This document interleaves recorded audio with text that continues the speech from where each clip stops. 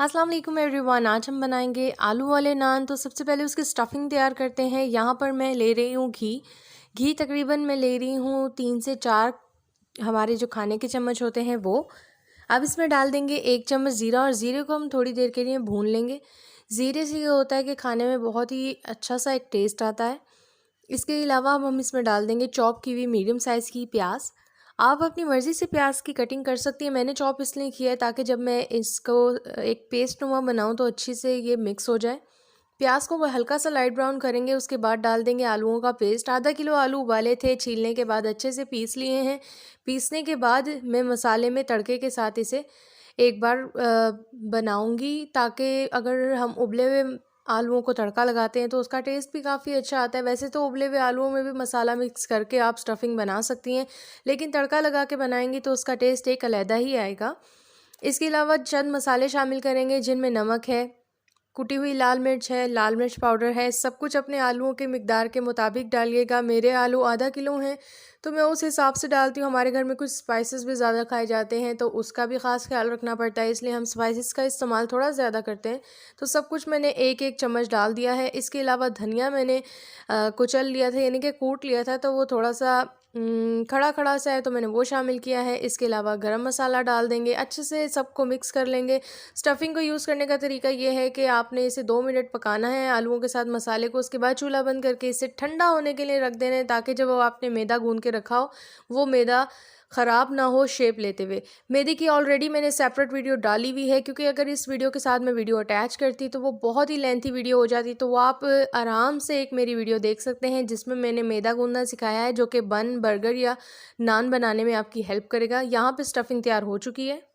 यहाँ पे हमारी डो तैयार हो चुकी है। तो अब हम क्या करेंगे, इसके पेड़े बना लेंगे। आप अपनी मर्ज़ी से बना सकती हैं। मैं तकरीबन 4 से 5 इसके पेड़े बनाऊंगी। यहाँ पर मैंने 4 पेड़े तैयार कर लिए हैं। अब इनमें से एक लेके हम इसे पहले हाथों की मदद से बेल लेंगे। आप चाहें तो बेलन का इस्तेमाल भी कर सकती हैं। यहाँ पर अब हम इसमें आलू की फिलिंग कर लेंगे। आलू की फिलिंग याद रहे आपकी ठंडी होनी चाहिए, वरना ये जो मैदा है ये ख़राब हो जाएगा, अच्छे से शेप नहीं लेगा और आपका जो नान है वो फट जाएगा। अब इसे हाथों की मदद से अच्छे से दोबारा से एक पेड़े की आपने शक्ल ले लेनी है और इसे हम दोबारा से बेलेंगे। यहाँ पे मैं इसको बेलूँगी और तकरीबन जितना आपने अपने नान की शेप देनी है आप उस हिसाब से इसे बेल लें। हाथों की मदद से हम इसे अब शेप दे लेंगे। तवा मैंने हल्का सा गर्म कर लिया है और इस पर कर देंगे घी की कोटिंग, ताकि हमारा जो नान है नीचे से लग ना जाए। अब आप इसमें नान डाल देंगे और ऊपर से नान के ऊपर हम हल्के हल्के से तिल, जर्दी और फिर हम डाल देंगे हरा धनिया। यहाँ पर हम इसमें जर्दी की कोटिंग करेंगे। जर्दी की कोटिंग इसलिए की जाती है ताकि इसके ऊपर की जो लेयर है वो एक तो क्रिस्पी बने, दूसरा उसमें जो कलर है वो ब्राउनिश सा आ जाए और जो दिखने में बहुत ही खूबसूरत लगता है। लास्ट में गार्निशिंग के लिए हरे धनिया का इस्तेमाल कर रही हूँ। को ऊपर से पकाने के लिए इसे हम ऊपर से फ्राई पैन से कवर कर देंगे ताकि ये ऊपर में अच्छे से पक जाए। नान को मैं ओवन में बनाऊंगी और इसमें हम चेक करेंगे कि ओवन और विदाउट ओवन में क्या फ़र्क है। ओवन ऑलरेडी मैंने प्री हीट पे रख दिया है और यहाँ पर हमें लगेंगे 7 से 8 मिनट इस नान में। बाद हम इसकी डायरेक्शन को चेंज करेंगे ताकि ये जो है ऊपर नीचे दोनों जगह से अच्छी तरीके से पक जाए। हमारे 10 मिनट मज़ीद गुजर चुके हैं। अब मैं चेक करते हैं कि ये हमारा जो नान है पक गया है। एक साइड से आपको नज़र आ रहा होगा जहाँ पे 10 मिनट हमने पकाया वहाँ से तो अच्छे से पक गया है। दूसरी साइड हम चेक करते हैं। यहाँ पर तवे पे पकाने से हमारा जो नान है इस तरीके से पकेगा।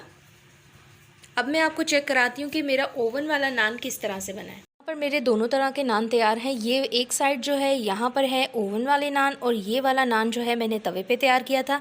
इसको मैं आपको तोड़ के दिखाती हूँ कि ये अंदर से एकदम पक चुका है और नरम भी है। आपको नज़र आ रहा होगा कि इसकी फिलिंग जो हमने पहले से बना के रखी थी, लेकिन जो मैदा है वो अच्छे से पक चुका है। अगर आपको मेरी वीडियो पसंद आई है तो इसे लाइक कीजिएगा और इसे एक ना एक बार ज़रूर ट्राई कीजिएगा। ये बहुत ही यमी बनते हैं।